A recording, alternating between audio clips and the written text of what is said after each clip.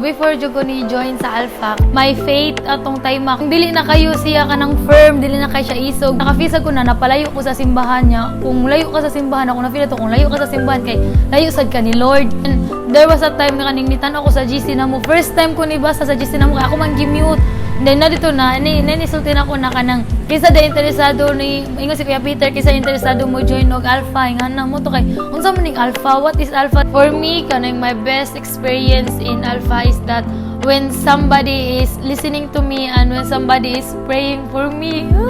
One thing na change ko tungkol sa Alpha is that I learned how to forgive other people because before ko ni join na di jud ko kawaw sa nang although nag-serve na ko sa iwan pero lisod jud ko naglisod jud ko sa pagpasaylo and how do I start to forgive. Then after joining this Alpha sessions kaning nakasabaw na ko sa akong pag-forgive without kuan gani kanang dili na ipugos ning forgiveness jud akong kuan ang akong number 1 na nakatunan sa Alpha.